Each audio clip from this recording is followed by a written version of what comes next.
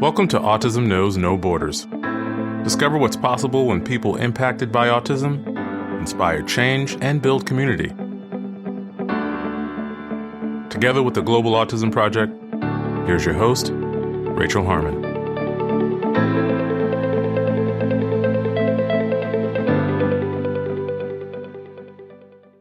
Hello, everyone. Our guest today is Sangeeta Jain. Sangeeta is the mother of a 21-year-old young man with autism, Suvrat. Her older daughter, Shreya, was featured in episode 6 of this podcast, where she talked about growing up with a sibling on the spectrum. Sangeeta is also the vice principal at SOREM, a school for children with disabilities in Chandigarh, India. The Global Autism Project partnered with SOREM in 2010. We have since sent 25 SkillCorps volunteer teams to provide hands-on, sustainable training to their teachers and staff. In today's conversation, Sangeeta talks about the understanding of autism in India and the lack of standardization in the services available there. We also discuss her son's diagnosis, the relationship between her two children, and what she envisions for Suvrat's future. Sangeeta also shares how SOREM has been affected by the COVID-19 pandemic and what she's learned about leadership over the years. As one of the original Global Autism partners, Sangeeta tells a special anecdote from when a particular SkillCorps volunteer team visited her country. In this episode, discover what's possible when you create what you're looking for. For more information about Sangeeta and her work, please visit our show notes at autismknowsnoborders.com.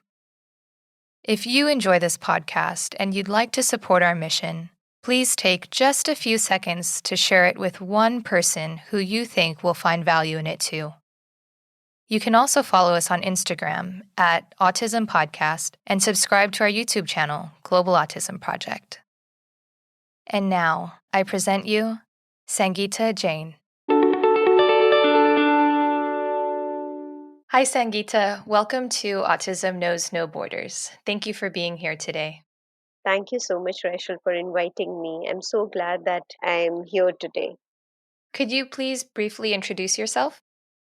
I'm Sangeeta Jain, mother of 21-year-old boy, young, handsome boy, I would say, and also as working as professional. We have this institute called SOREM, where we had, before lockdown, 172 students, 68 students with autism. And since I said like 172 students, the services vary from early intervention to provide vocational skill training. And this journey has been very beautiful for me because of my inspiration. That's my son. So, Yeah. And you're a special guest, not only because you're a Global Autism partner, but also because your daughter Shreya was one of our first guests on this podcast. yeah, she's also interned with Global Autism Project. Mm-hmm. So I encourage our listeners to check out episode 6 with Shreya if they haven't already. And you're joining us today from Chandigarh, India. Yeah, Chandigarh, India. Chandigarh is a very beautiful city, small city, and beautifully architect. I would say, like, if you go to India, this is the most beautiful city, not because I live here, but it's actually the one of the most beautiful cities. And this is in the northern part of India, pretty near to the capital, something like 5 hours drive from Delhi. Okay. So let's start with how autism is viewed in India. We have several listener questions that I'll be inserting throughout this interview. And this one is actually from Tay Ruiz. They want to know, what's the acceptance like in India with people with autism? So, with the awareness, I would start with like the question you asked me. Awareness, it varies. So, we've come a long way in the metropolitan cities and the smaller cities also. The awareness is there. But for the acceptance, then again, it varies. I mean, parents still want to hide. And in the rural areas and the villages, because India is a very big country, we have small cities also.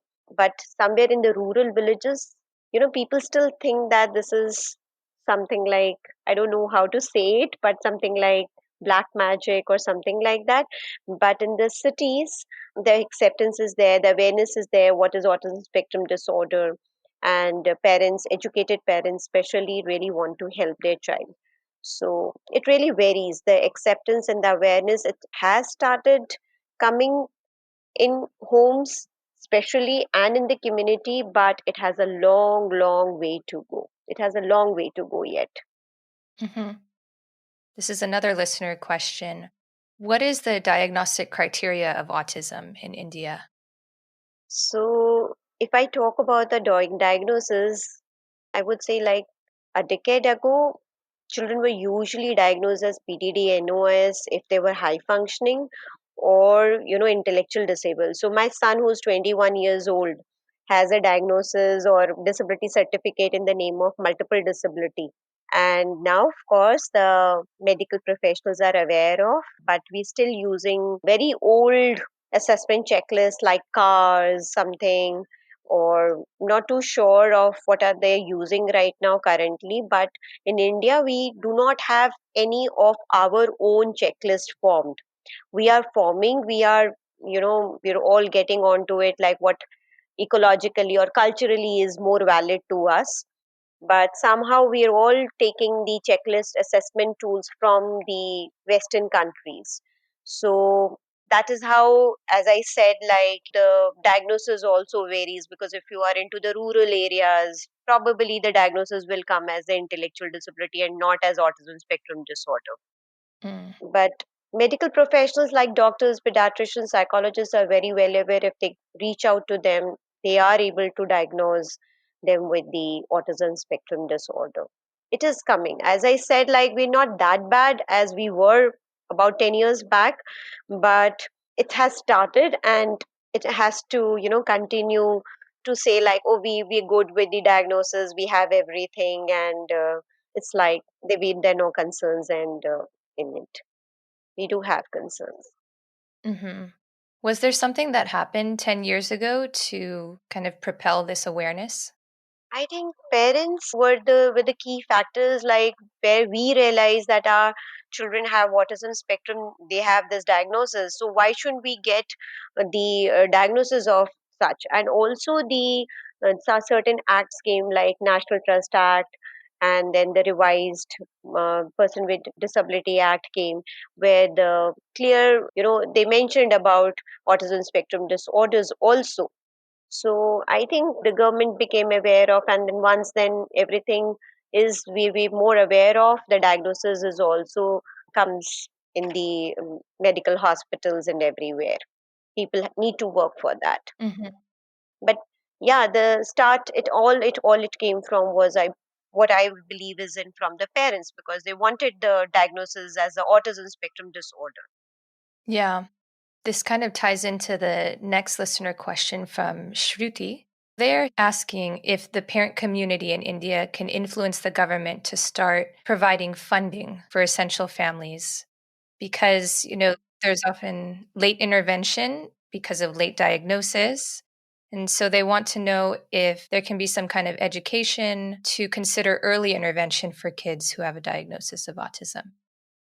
So, in the medical hospital, government medical hospitals, there is a provision of early intervention, play therapies, and all those things. But as of like the question is like parent community can influence. There are under National Trust Act, there is a probability that you can apply for the funding, grant, and all. But to get any kind of grants from the government, it requires a lot of paperwork, and it's a continuous process, and a very very a big effort, I would say, because if you're passionate and you want to work towards it, and and it's not that easy that you just apply the paperwork and you get it. You have to follow up, you have to continuously do all that, and I do not know how much time will it take. So if we're talking about the early intervention, it has to start as early as possible, and most of the parents would give up halfway, and certain NGOs are also applying for this kind of fund. But again, I think the government part, when we talk about, it's not that easy to get anything.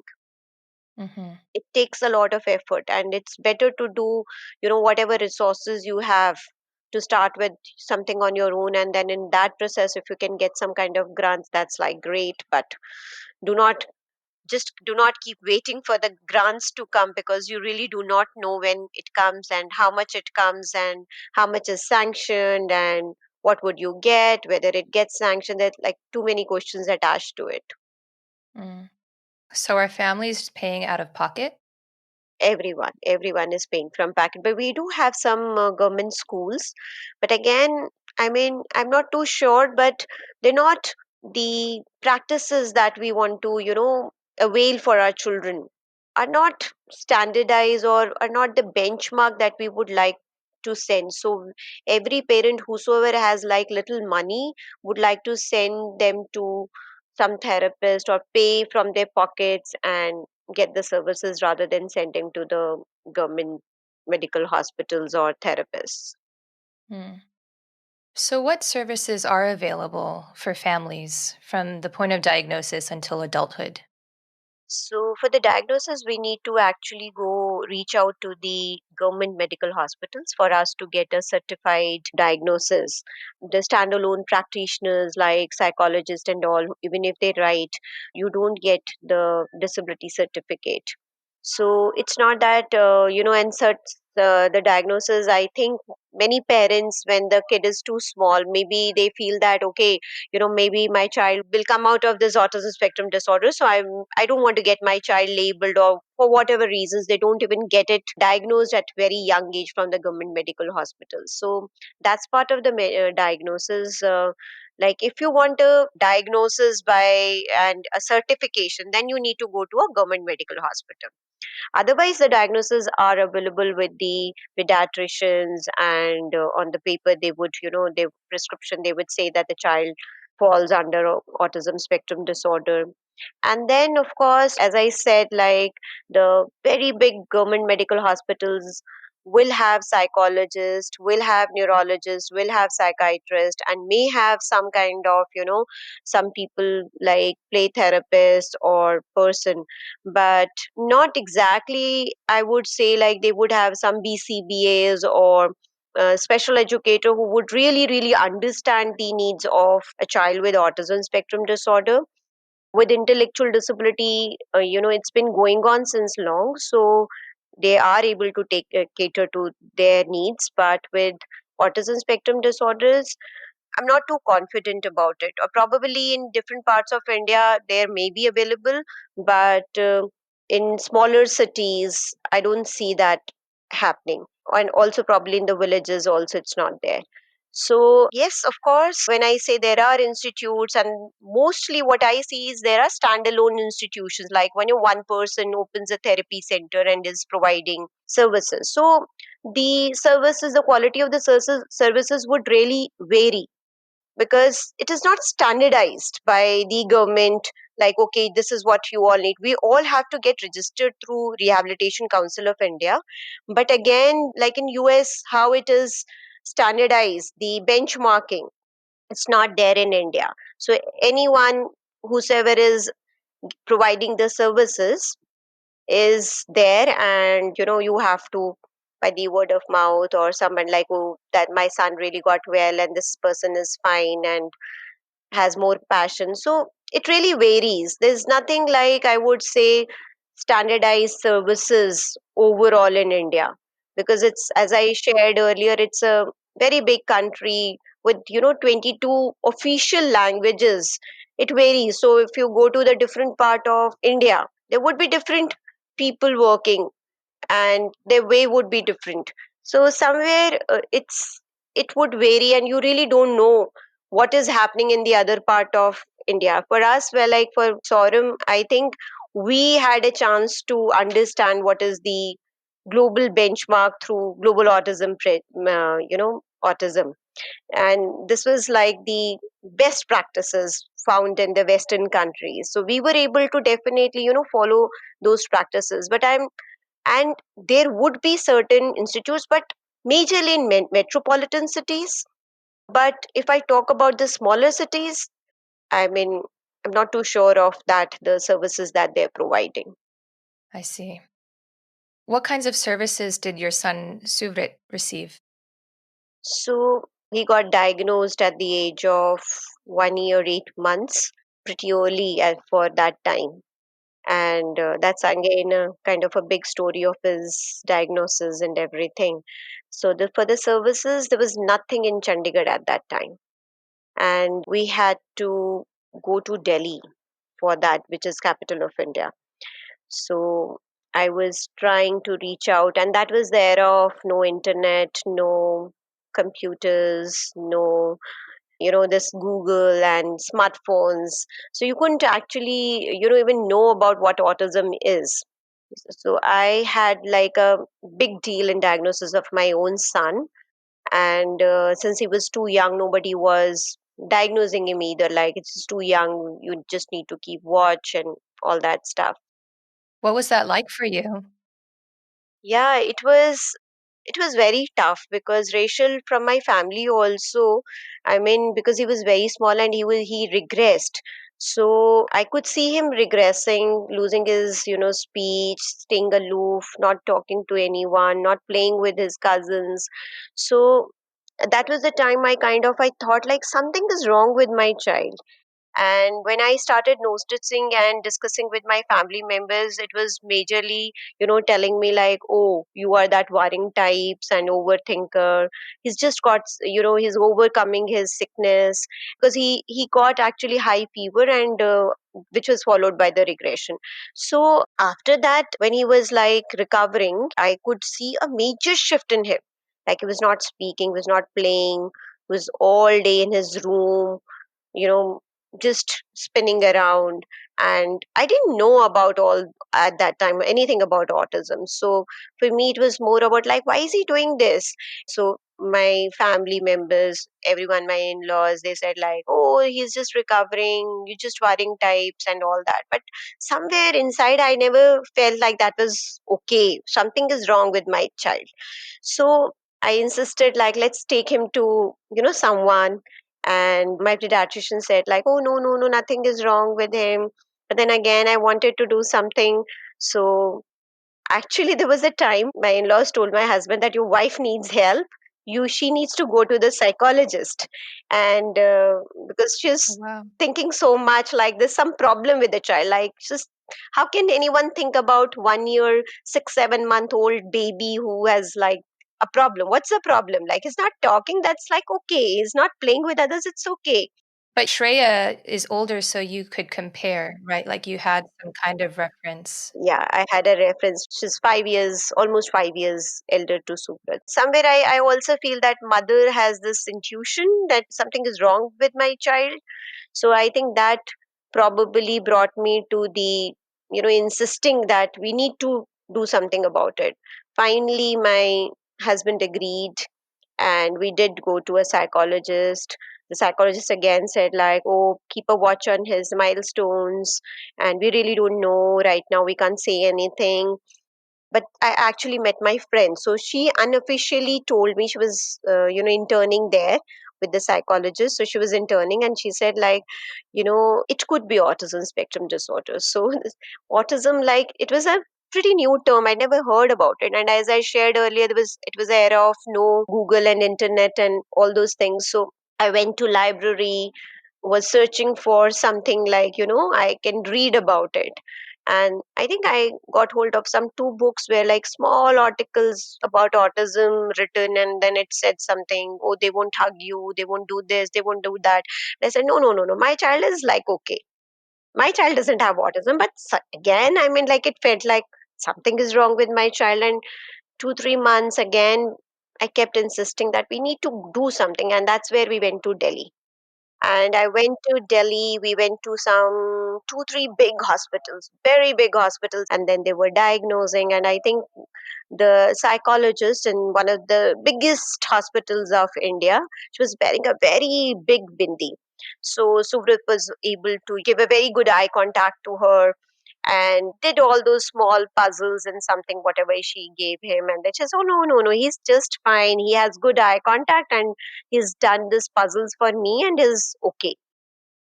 So just to clarify, the bindi is Can you describe that? Yeah, the one that I'm wearing in the forehead, it's basically, Hindu Indian women wear this red big dot on their forehead, which is usually worn by the married women. Okay. So you're saying Suvrit was looking at that, and so it appeared that he had good eye contact. Yeah, that's what I felt. What I observed was like he was constantly looking at her, because the bindi is usually put into between the brows of your eyebrows of your forehead. So he was looking at it and he was giving eye contact, and he did follow some small, puzzles like form board puzzles, like he did something, and then he said, oh, he has a very good eye contact and he doesn't have autism. So we went from there, and somewhere in my heart I was so happy, racial, like, oh, my son doesn't have autism. But then what was it? And then again, like, just to, we went to one more doctor, and there he said, like, oh, he has autism. Mm. And then again, it was like such a big conflict. This big doctor say he doesn't have autism, this doctor says he has autism. But then he did say, like, he has autism. So then I asked him, like, what do I do if he has autism? What do I do? Then he said, like, oh, there's something megavitamin therapy, there's some kind of diet, because he was a psychiatrist. And then he said, most importantly, you need to do a training. And he guided me to one of the mothers, Mary Barua, who runs now National Center for Autism in Delhi. He said, you go to her. She's taken some training from US and she's back and she's opened a center over here. You go there. And I went, and when I met, I spoke to her. I saw children over there. I knew my son has autism. Mm. And then she said, like, please focus on the training. And I said, okay. That was the time, like, as a mother, I said, like, if my child doesn't have autism, now my head says he has autism, but my heart was somewhere, trying to deny that. Like, if my child doesn't have autism, and if I do this training and I work with him like this in this particular manner, will he get into autism spectrum disorder if he doesn't have? She says, no, it's nothing like that. If he doesn't have, he'll just be like a normal baby. Don't worry about that. So I decided to take my first training there, and it was not easy because, as I shared, my daughter, who was almost 6.5 years old, I had to leave her back in Chandigarh and stay in Delhi for my training. And with small baby, commuting, coming, staying there was not at all easy. So I stayed there for about 4 to 5 months, and then I came back. So that was my first, I would say, the therapy Suvrat got, and that was my first training. But then when I came back, there was again nothing available in Chandigarh.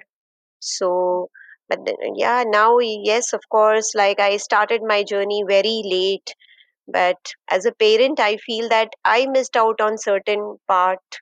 Although I did take my training, but what you need for a comprehensive training, you need support system for yourself, for your child. That was not available for my son at that time when he was young. Yeah. So I want to go back to something you said, Sangeeta, about having that conflicting emotion of denial. Hmm. It's a very common step in the process of grieving. We've talked about grieving the loss of the child that you could have had with autism parents. So, could you talk to us about your process of accepting Suvrit's autism? So, Rachel, I think I'm one that, with the diagnosis, it was not a long period of denial or of not accepting my child. It was more of what I can do at this point. And I did not even hide from people. I don't know why, but it came to me like I need to do something, and my love for him was more than his diagnosis. So when I went there, I think my first 3 4 months while I was there in Delhi, when I met parents and I saw them, I thought it's just okay. It's just okay to accept and to work with the child. Yeah, I had my own, grief, like whenever I saw somebody smiling or laughing or doing something, I always, thought like, how can this person laugh so much? isn't she feeling too, overweight by the diagnosis? But then gradually I realized, like, he is child first, he is your child first, and how you're going to behave with your child is actually the others are going to take it that way. So the acceptance has to come from the parent first. When I see other parents, it could vary from few months to few years. For me, it was pretty quick because maybe I went to the right person where I got the right guidance, and I was probably a person who believes more in this kind of strategy and says, like, I am going to do something and I want to help him out, whatever way I can. Hmm. So that was not very easy because, you were living in a joint conservative family, and you don't want to totally, when you're trying and stepping out of it. So thinking like that, I think it really helped me because it was more a focus what to do rather than to grieve. I always said to myself, there's no time to sit and cry and grieve about it. Pull up your socks and get going. Hmm. That's what I was able to carry forward myself. How did your husband handle the diagnosis and all of the treatments over the years? In terms of emotional support, and when I said that I want to go for my training, want to live in Delhi for 3 4 months, he really supported me. Hmm. And by that time, when everything was happening, my extended family also started supporting me, that she's there for her son. And I think I got support from everyone. Initial 5 6 months were difficult, but then when I took the step, I got the support also from everyone. He was also like, okay, that this is what it is and we need to accept. And the physical part, training and everything, dealing with him was more with me, whereas other way, like supporting financially, emotional support, encouraging me to do everything, he was there throughout. That's wonderful that you guys were able to work as a team Yeah. to do what's best for your son. Yeah. How did you balance the relationship between Shreya and Suvrit? So I had to leave Shreya for 4 or 5 months back to Chandigarh. And of course, like as I shared, there's nothing in Chandigarh. After that, also, I kept, going to Delhi for the follow up programs to do with Suvrat. So Shreya she definitely grew up little faster than the other children, I would say. But I also realized that Shreya was a miracle child. I mean, like, where you treat average children like, okay, she was a wonder child to me because whatever I said, she understood. We were able to understand each other. So I think I was able to understand her more. And there was no something like expectations like, oh, you need to excel in your studies, or you need to do this in your this. And I understood that, like, whatever she's doing is like amazing to me. I still remember I went to her parent teacher meeting, and then this class teacher told me, oh, she talks a lot and she does this and she's like such a naughty child and so on. I said, like, oh, really? And then she says, Mrs. Jane, I'm not talking in a positive way. And then I said, yeah, but then, I don't know how to, even stop not being happy about it, because where your one child doesn't play, is not naughty, doesn't speak, the other child, the teacher is saying is she speaks a lot. I mean, for me it was like, yeah, I mean, yeah, I understand, but Suvrat taught us the acceptance, I think, in our life. So it was just not the acceptance of autism, it was also acceptance of, like, my daughter is good. you know I don't have any complaints. The one thing, like, as a a neurotypical child, where you would want your child to go out with the peers, have blast, and say, like, oh, stop playing, come inside, it's time to do all that. And with a special child with autism spectrum disorder, your child doesn't go out to play, he doesn't have friends.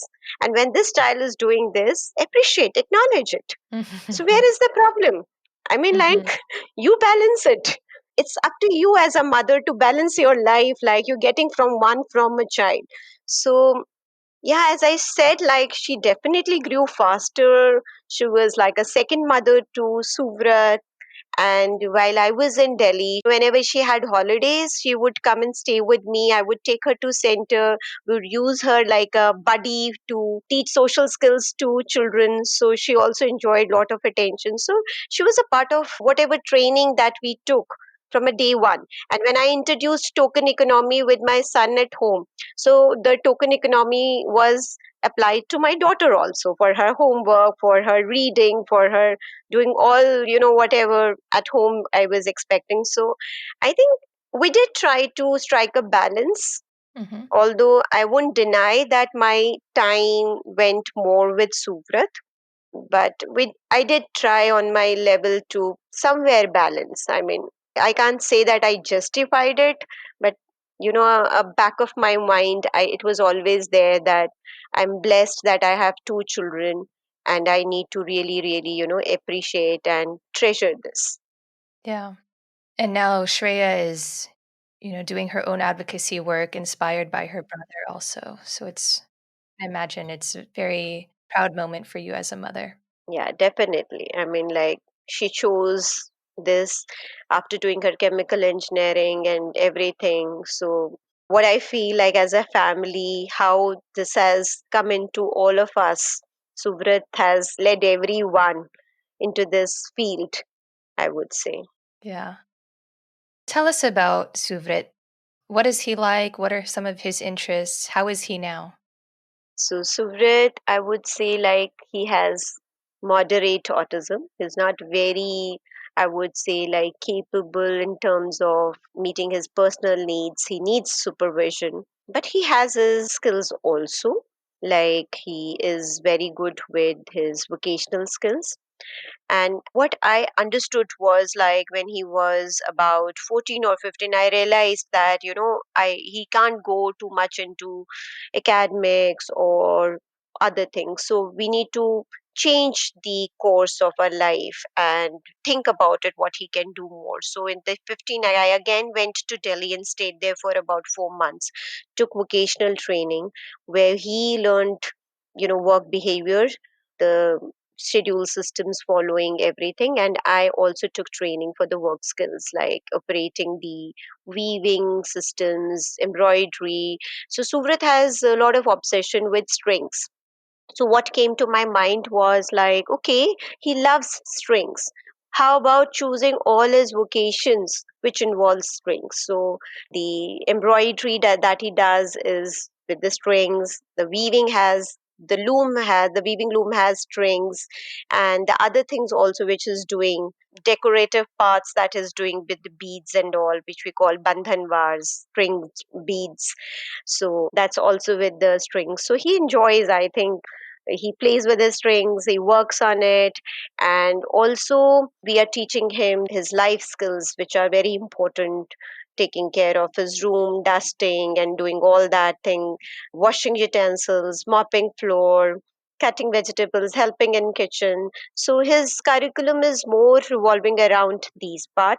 But he can read and write also, he can type on computer also, he can say certain things, he can write about it and tell us. But then again, he needs supervision.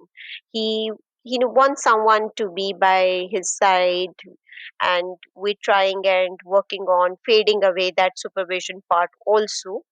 He's pretty capable, I would say, but as I always feel that you need to keep short term goals as well as long term goals with him. Hmm. His smile is very beautiful. He has his meltdowns, he has his anxieties because he's nonverbal. So, to say it all for his attention, for sometimes when he's wanting to escape and he doesn't want to do is he gets into sometimes into self-injurious behaviors, which is very difficult as a mother and as family to deal with it. But anyways, I always say that when he is good, when he smiles, I think we forget everything. So, and it's such a fun to be with him. And I think he is the binding force between all of us. Everyone loves him. That's what I'm amazed. Like, whatever he does is loved by everyone. He has some charisma. I don't know what it is, but he's loved by everyone. Yeah. What do you imagine for his future? For his future, definitely something like a residential or a group home. I think that I would like him to go somewhere there, and I'm preparing him. We do have our plans of shifting him to trying him first for the group home. If doesn't work, then the second plan, B plan, would be the residential thing. Although Shreya keeps telling me like, oh, I would be taking my baby, you don't have to make him stay in a group home or residential. But I know what it takes to be, taking care of him and everything. And I do say that, okay, if you want your brother to go with you and stay for some time, that's what I'm preparing him for. Like he can, help you in laundry, in washing utensils, help you there. But I would definitely want him to, live on his own. Mm. And when I look at my own life, for all mothers, I would say, if you have, child with autism spectrum, your entire life revolves around the child, like what you would be doing in the morning or in the afternoon, whether you can go for a outing or you can't go for a outing. I mean, like everything is dependent on the child. So I don't want Shreya to be leading that kind of life. I want her to give wings, and I want to lead her a happy and a this thing and a happy life. And whenever she wants, I know they are there for each other, and that's the most important thing. I don't want like that to come as a burden to a sibling. Sometimes, you feel like, oh, sibling is there, that person will look after. I always believe these are two lives and they should be living their lives to the fullest. They can get into something like codependent life, interdependent life, but nothing like, as Suvrat has to be dependent on Shreya.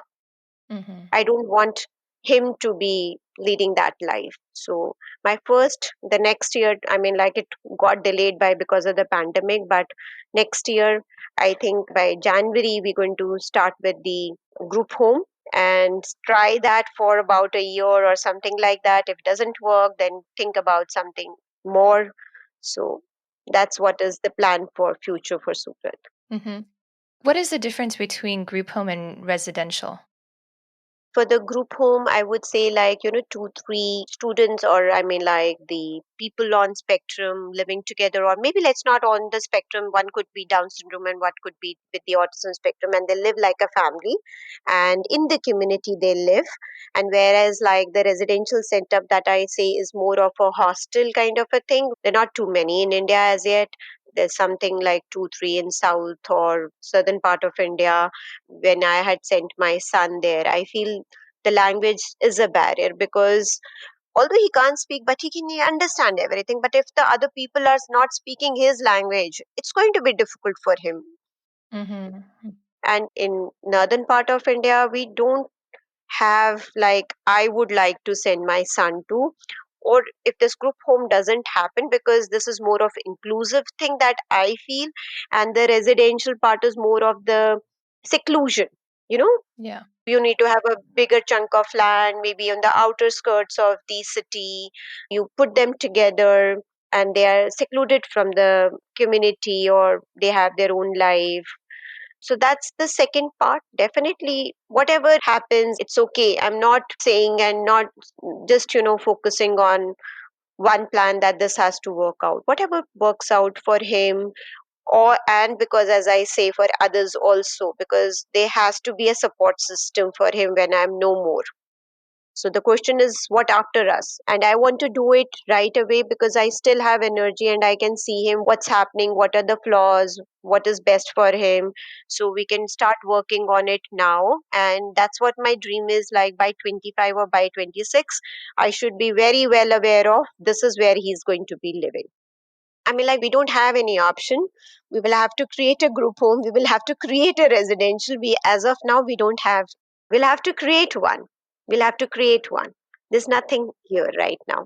We don't have even one. We're struggling with the government also, but we don't have anything as of now in Chandigarh, near Chandigarh. I see. Yeah. I think he is the guiding light for us, Subrat. So, when there is a need, I think that so many other people would also be needing. So together, like, it's just not helping my own son, and it would be, together creating something more beautiful. Hmm. Maybe people are not coming forward, and I we've made a association also, parent association also. We're talking about it, but nobody comes in front, I think. And right now, because of the pandemic, we thought like, okay, we're going to put it on hold. But now in January or February, we are going to, take it through and do not think about it, because we don't know when this pandemic is going to get over. So we're going to look out for a small play, start with 2 days or 3 days, taking our children over there, making them stay night over there, and then gradually developing a system. Yeah. Maybe there will be more parents that start coming out. Yeah, I'm sure they will be, because I think what happens is everyone waits that the other person has to take the initiative. Hmm. So if one takes the initiative, there are so many people who will join the league. But to take that, responsibility initially, that we're going to do that, I'm going to be there at night, I'm going to be there, every time the people would say like, oh, I can't leave, I have this, I have that, I won't be able to live. But right now I say like, I still have some energy. I don't know what will happen to me after a few years, but right now I'm 50 and I will be able to take care of it for next 5 years. And then I don't know. Hmm. So let me, utilize this time. And I have always felt like by 25, my son needs to know. So for my daughter, as I always felt by 25 or 26, I should be knowing what she will be do, where she will live, and wherever, whatever. So this is true with my son also. Maybe it's just a different life, but the age criteria will not be different for my daughter and for my son. Right. But yeah, like you did with SOREM, you're creating something that is in need Yeah. before other people in the community too, not just Suvrit. Yeah, and I think then we can have like few group homes. Then we could think about the community living also if it happens, or if that doesn't happen, then probably maybe one or two group homes. We don't know. So what I assume is like, when I'm going to start, I'm sure like two, three parents are going to come, and I say like, okay, you stay here, and then we have like a community. My idea is like, if you have like more of group homes, then parents are all passionate. So for me, if I look after Suvrat, I would be having similar compassion to the other child also. Hmm. So if I go, or if I take break, or if I'm not well, so some parent can take care of the other children also. So of course the professional support will be there. But then somebody needs to go and check for their safety, for everything, for other needs.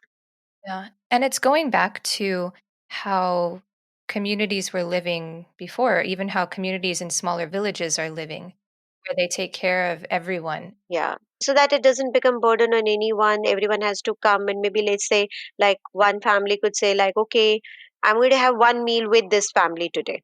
And that's how you know what food are they eating, and that has a surprise check. So I have some plans in my mind. I don't know, but let's see how it goes on. Like, you don't say that you're going to be here on night, you don't have to be at night, and then you go and stay with them and see what is going right and what's not going right. So it's not like, checking someone, but also to put everything in order so that you were taking care of everything. Yeah. Well, good luck to you guys with that. Thank you. Thank you. We really need that. We really need that. It's a very difficult decision. So maybe this is a good transition to talk about your journey with SOREM. Yeah. So, as I said, like when I came back from Delhi after my training, there was nothing of the support system I could bank upon. So, he was only two at that time. So, thought of putting him into a regular playway. It was a best playway of Chandigarh, with the thought of like, okay, with the social skills, maybe with his peers, he will learn something, and for the other needs, I will be taking care. So we had put him in that school. After a few days, the counselor calls me and says that, I'm sorry, Mrs. Jan, he can't be here. I said, like, what happened? He says, did he do something? Did he disturb? Did he, did something which was not okay in the classroom? He says, no, no, no. He didn't do anything of that sort. He just plays with his toys and he's okay. But parents have objections that he has autism and will not be able to keep him. That was kind of the first rejection I had in my life. How did that feel? Oh, it was like, a shock. I was shattered. And not only that much, she also suggested that Mrs. Jain, if you have money, you should shift to the US because that's where the services are. You're in the wrong country, ma'am. And I did not know what to say. I just heard, I did not utter a word. I took my child and I came back home. I never went back to that school. I never ever went back to that school and say that. I said, if you're not accepting my child, I will not even fight for it because people told me that you should fight, you should do all those things. I'm not engaged fighting, but it was something I couldn't accept. Like, if you were not accepting, what would be if I fight and then you say like, okay, your child can be here.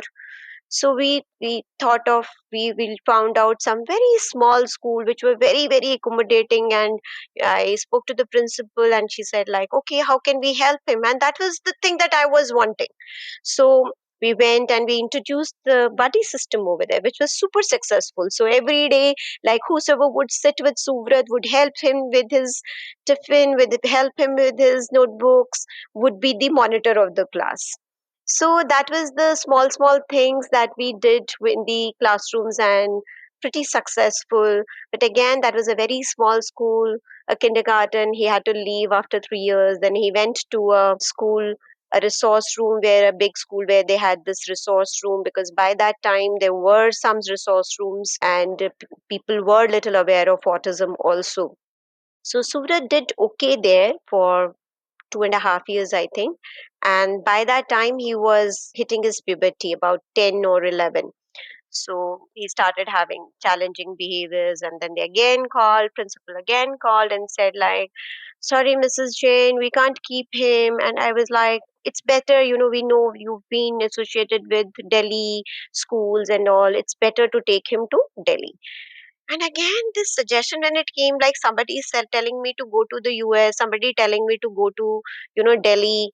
And that's where I thought about like, I am going from one place to another. And honestly speaking, Rachel, I was thinking all my bags were almost packed, and I thought that I will be moving to Delhi, to the center from where I took the training. The plan was like, okay, I'm going to shift and then I'm going to take along my daughter because she was also a teenager and I could not leave her behind. I said, okay, for good, we shift to Delhi because that's where I'll find some support for my son and for my own self also.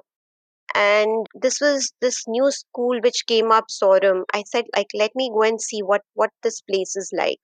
So this place came up in 2008. This was 2009. I went and saw, and then I spoke to the founder who, I mean, like, she's a very, great person. And then I said, like, I would like my son to be here, and how about if I volunteer myself here? And they said, like, okay, you're most welcome.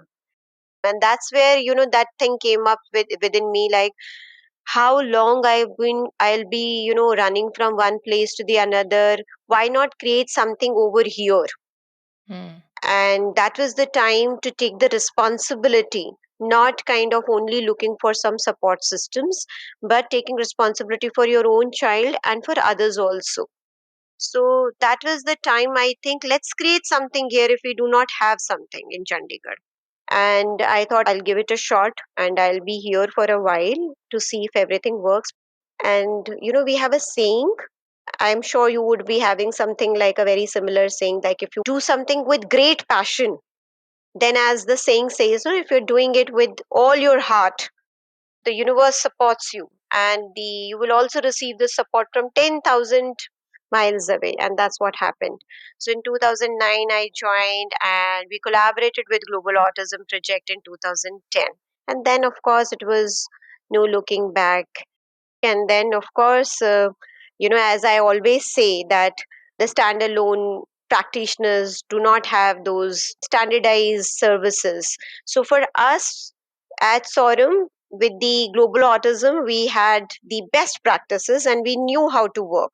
So the benchmark was not something, and the standardized was not something only with the local people. It was the global benchmark that we were trying to meet. And I think that's what we all wanted to do at SOREM.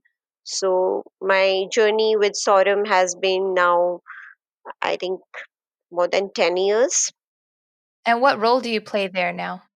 I'm a second in command over there. So the founder, who's 89 years old, is the principal, and I'm vice principal over there. Wonderful. So now I've taken up more of a administrative role rather than as a educator role.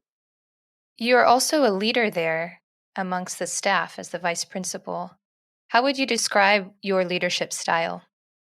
So it was not easy for me to, lead someone, because it is like when you work as a mom, it's more of passion that we want to do something with your child, and when you deal with the staff and everyone, so that's where you feel that, oh, they're not exhibiting that same kind of passion, they're not understanding, they're not doing what's told to them. So that's where I think I had to learn. And global autism, as I always say, did not only help us in the assessment tools or checklist or collecting data or the behavior modification, but it was also for me taking up the administrative role of how do I establish myself as reinforcement for my staff to work. So I think right now I would say that it's a very happy place, and I'm very glad that I was able to learn. It didn't come to me very naturally, because you don't start your career as a professional, and it was only after 40 I decided to be a professional, right? So that's the time where you start thinking about your children who would be taking up the profession, where all your systems and get ingrained. And that's the time I started studying again, did my post graduation in autism spectrum disorder to be registered with Rehabilitation Council of India, and then my bachelor's in education in intellectual disability. So it came to me eventually, and I had to learn a lot of other skills to be a leader. And I'm glad that where I am today, not just because of only my passion, but also as a professional, I am leading SOREM. So I would give credit to Global Autism Project. The summits that I attended, the training that every time I got was commendable, I would say. Yeah, you were able to attend Global Summit last year. What was that like for you? This was my second. So the first one was like a very small one with Pooja from Nigeria, Julia. With we all three were there in the first summit.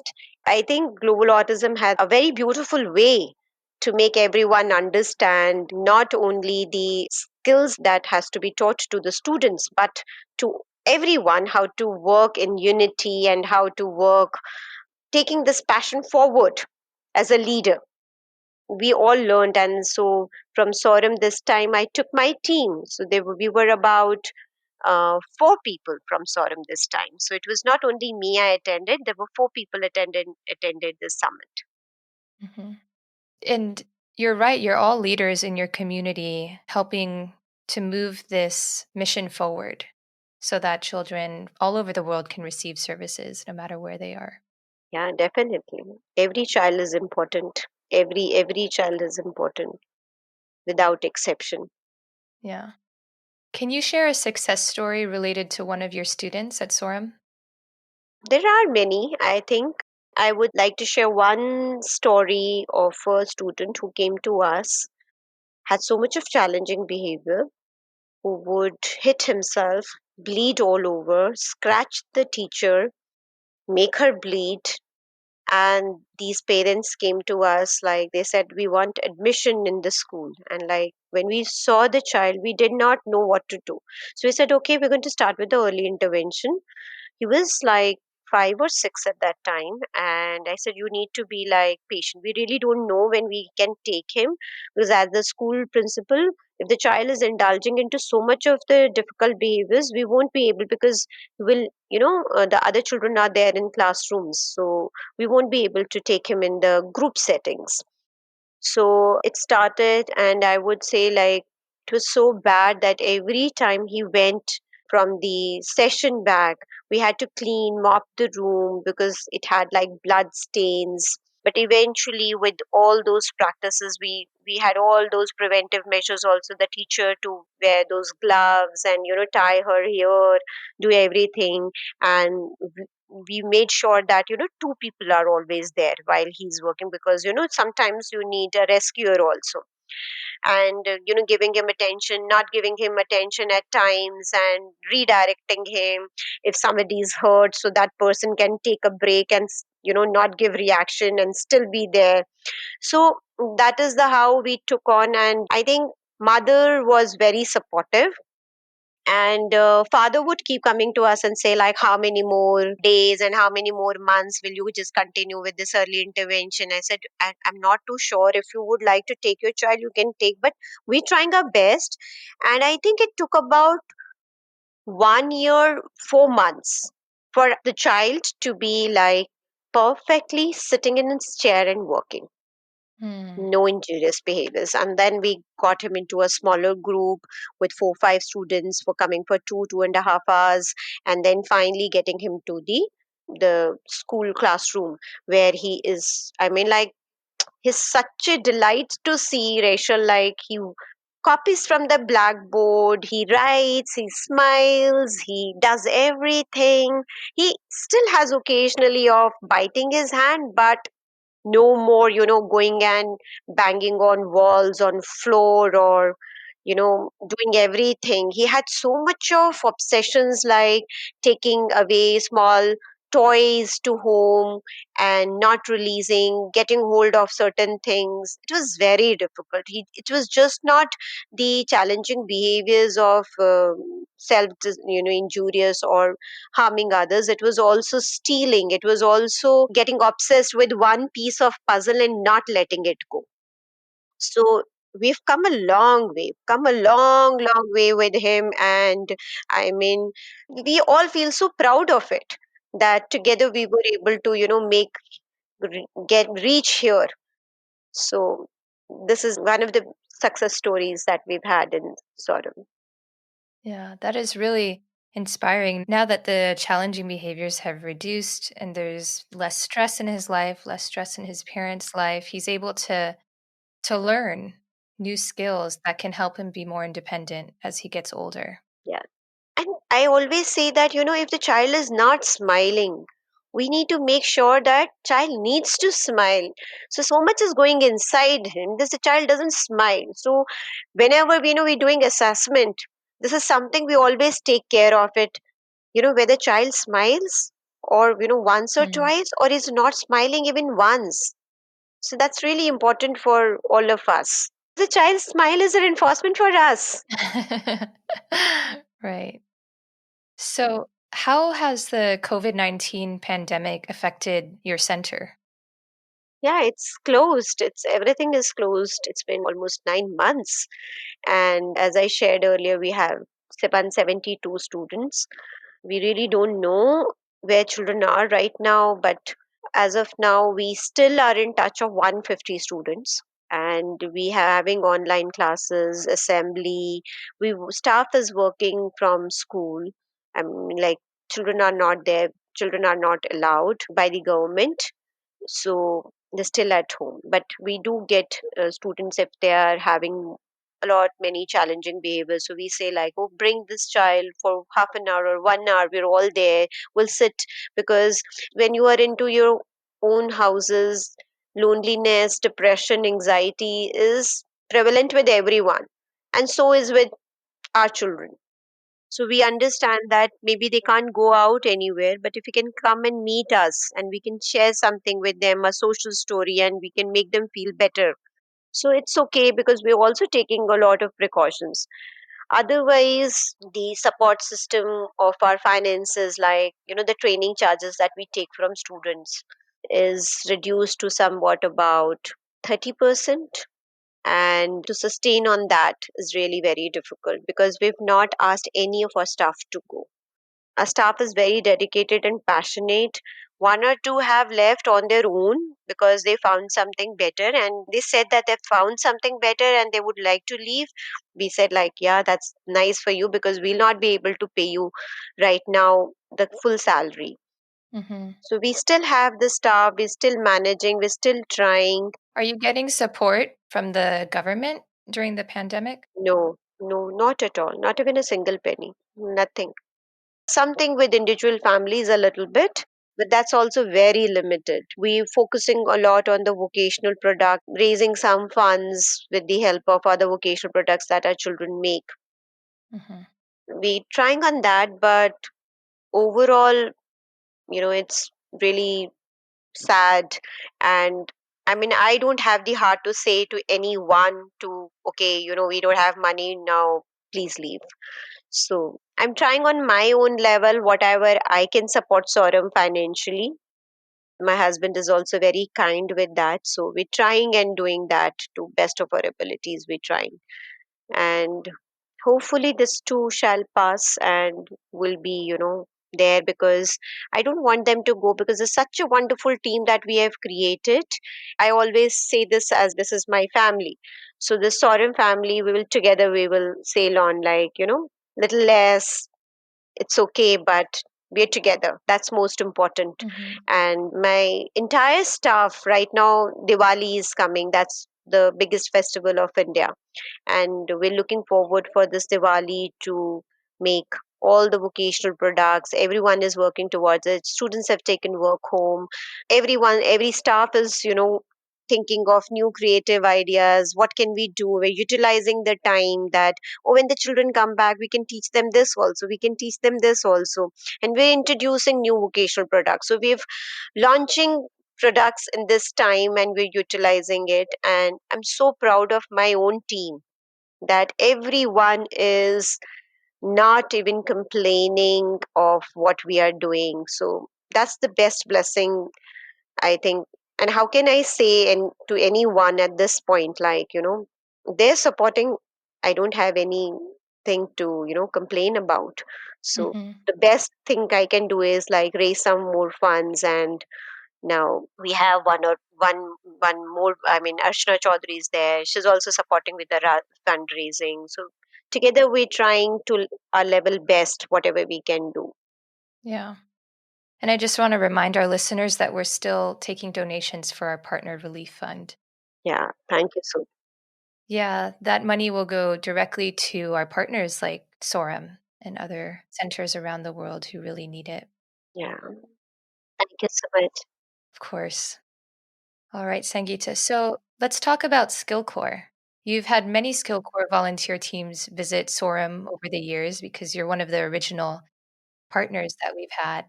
Yeah. Can you share a special memory you have with one of the trips? Oh, there's so many. It will be difficult for me to choose one. I don't know, but every time they are here, I think we learn, and I think I found some very good friends. Although they've come and they've been here only for 14 days and they go, but how passionate they are. And even if you talk to them now also, they are there. You can reach out to them. Hmm. So it's not something that they will come for 14 days and then it is gone. So the best part is the sustainability every time the trip leader comes. So, and it is decided that what we're going to work on this time and last time what we did, and in between also there's a lot of we keep talking, like, okay, this is what was taught to us and how are we dealing with it, are there any difficulties to implement, and every part of it, every bit of it. And I think everyone whosoever comes gets so comfortable with eating Indian food, and they enjoy so much. It doesn't feel like that they're here for the first time. It feels like a family. I mean, like, you know as I said earlier, that I always call Sorum as my family, and it feels like the family is getting extended every time anyone comes. Maybe, if let's say like 8 people come, out of which 4 or 5 are always there with you. I mean, you can reach out to them, talk to them.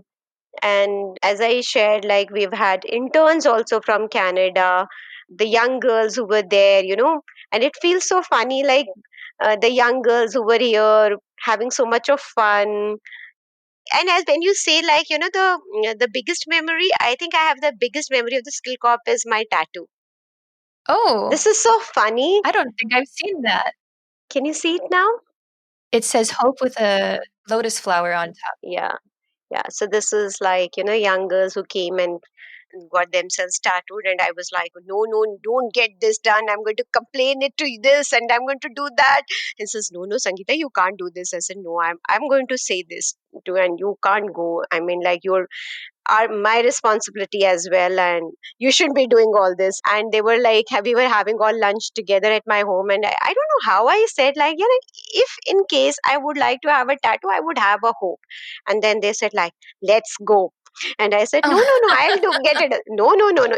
And they just took me and got my tattoo got it done. And then, every time I said, and when my daughter looked at me, so like, mom, what is this? And I said, like, I don't know, but I got it done. That's so funny. That's actually Yeah, a policy we have now. We're not allowed to get tattoos on SkillCorps trips, and it might be because of this yes, incident. I think so. I think so. I'm sure about it. I'm sure about it. This was from India. This was from India, and I kept on telling them, you should be doing it, you should be doing it. And I had to disclose to the, global autism also, like, you know, I'm like little scared when they go, and sometimes we don't know where where they go and get it done. So Yeah. yeah, so it was like little scary for me, so I had to inform, like, and then they formed it a group, like, no tattoos. Yeah. So now you have a permanent memory. Yeah, That's beautiful. it's a very beautiful, because I think it says hope. And whenever what you need to catch is holders of hope, and if you have hope, you will keep persevering. And when if you keep persevering, you will definitely find your destination, no matter what. It's just like, do not ever give up. Never say that I'm not going to win. So even if at the darkest moments I think, today again I'm not going to be defeated, is my my motto. Hmm. If I can't say that today I'll win, today again I'll not be defeated, is my favorite motto, which I follow from my Buddhism. Hope is the best thing, I feel, Hmm. to continue, because this is not a easy journey as a parent or as a professional working in this particular field. So It's what we can hold on to. yeah, that's what I totally believe in. Hmm. So, what part of Indian culture do you like to share with the teams when they visit? So we are in Punjab, as I said, like northern part of India. So basically more of Punjabi culture, of going to temples and gurdwaras, Sikh temples, and food. Food is definitely something the Indians, are Hmm. good at. I love Indian Yeah, food. I'm sure. And I think, we have a culture very different from the US. What I've seen is like every Indian family cooks in the morning, has this tiffin boxes, would take the packed lunch and breakfast along with them. We're not used to eating out, as it's not in our culture. So we cook a lot. It's like occasionally, I mean, like Saturday or Sunday, you would go and eat out, but otherwise, like, it's all home food. Hmm. So whenever the skill corp team comes, like, home food is something that we all offer. That everyone at SOREM also, we would all carries our tiffin boxes for the skill corp teams. That, oh, Hmm. today we got this for you, today we got, everyone would go just like, okay. And then it's like sharing of your tiffin boxes, we call, I don't know what you call. Like a lunchbox? Yeah, like a lunchbox. Yeah. Can they handle the spices? Oh, yeah, they love it. We're so surprised. I mean, like, we would say, sometimes I would say that, it's a little spicy for me, but they would. But yeah, there are few people who would say that we are not okay with spices. But at food at my home is usually not with too much of spices, because Suvrat can't handle it. Mm, So, okay. and we're now used to it. But some teachers have little spicy food, and I've seen so many skill corp teams, they come and they say, like, oh, we thought that we won't love these spices, but they enjoy. Mm, And in SOREM, one of the vocations that we have is the spices, grinding spices, selling them. Mm. So it's such a, funny thing that every time they'll say like, oh, what spices do I need now? And every time they will buy such big bag full of spices when they go from India is like, oh, I need chai masala, the tea masala, I need this. Everyone is excited about spices. I think this is something, this was new to us that they won't be able to eat, but they Mm. really love everything, every bit of Indian food they love. Mhm. Yeah. All right, Sangeeta, we're going to have to wrap up here, but I'd like to close with one last question. What advice would you offer other autism parents whose children are now adolescents and will soon be adults? So for me to always, calibrate your goals. What are you looking for? Be always very realistic what your child can do, and where do you see him when you are no more? And think about it that, as I always say, choose two goals if you can't choose too many goals. One goal which will make your child's life easier, and one goal which will make your own life as a parent or whomsoever the child is living with, will make his or her life easier.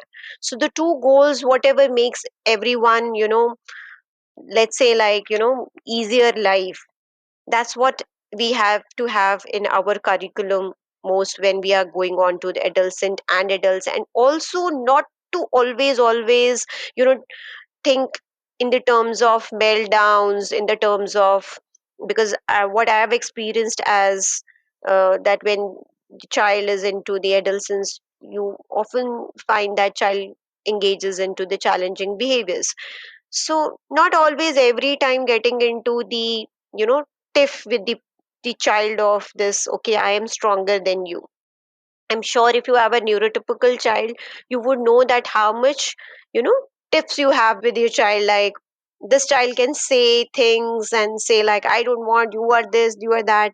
They have their verbal fights. With the children on spectrum, probably that's the only way they can fight. And we should meet midway, not having into a kind of a fight thing and not even getting depressed. It's the normal phenomena. As you've enjoyed your children, enjoy the adolescence also.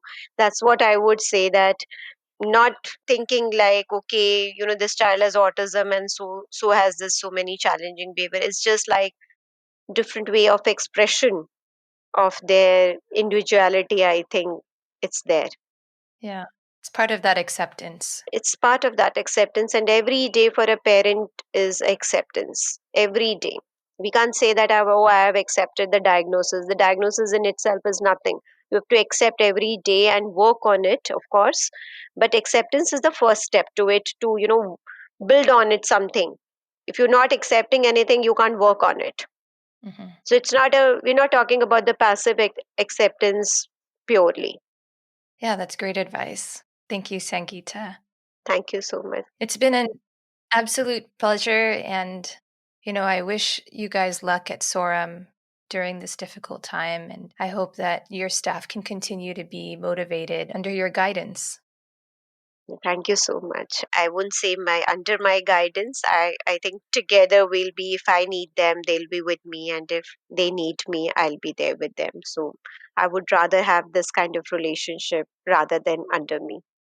Hmm. Does SOREM have a social media account where people can follow you? We have a Facebook account. We also have an Instagram. So for the Facebook, it's Sorum. And when this society started, it the full form was Society for Mentally Challenged, because at that time it was called as Mentally Challenged and there was no autism. So we still keeping the same name, but we call this as Sorum rather than calling it as Mentally Challenged, because it doesn't feel good about it. So we call this as Sorum. So we have the Instagram page also with the Sorum 36. Okay. Yeah, so even if you put it on Sorum Chandigarh, I'm sure you'll be able to open the link. Although we're very new on the social media, we learned it and we're trying and following it. Yeah, I'll post links to it in our show notes. Yeah, thank you so much. All right, Sangeeta. Well, tell Shreya and Suvrat that I say hello. Yeah, sure. Thank you so much, Rachel. It was a pleasure talking to you today. Thanks for tuning in to Autism Knows No Borders.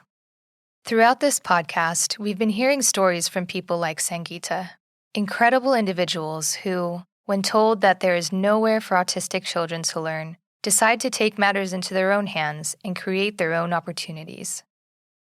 By breaking stigmas and spreading awareness, these changemakers are undoubtedly transforming their communities and the world into a more inclusive place. I love the Indian proverb that Sangeeta shared. If you do something with great passion, the universe will support you, and you will receive the support from 10,000 miles away. This saying perfectly describes our global autism community. Although we can't see each other in person these days, we continue to love and support each other from various corners of the world. Our partners, like Sangeeta, could use your help in these challenging times. Just a reminder that we're still taking donations for our COVID-19 Partner Relief Fund. Since the start of the crisis, our partners all over the world have been adapting their services to support some of the most vulnerable children and their families. The good news is that you can help ensure schools like SOREM continue running services by making a donation today. 100% of your donations to the Partner Relief Fund go directly to our partners who need it most. You will be supporting internet access for remote teaching, educational materials, and protective equipment. You can make a difference today by supporting families and their children in our partners' communities. Donations can be made at globalautismproject.org. Thanks for listening. Take care. Tune in each week for engaging conversations of how people across the globe are inspiring change and building community. You've been listening to Autism Knows No Borders, brought to you by the Global Autism Project. You can find Rachel's notes for this episode and learn more about today's guests at autismknowsnoborders.com. If you enjoyed this episode, please kindly rate the show and leave a review. By doing so, you'll be helping us increase awareness and acceptance of autism around the world.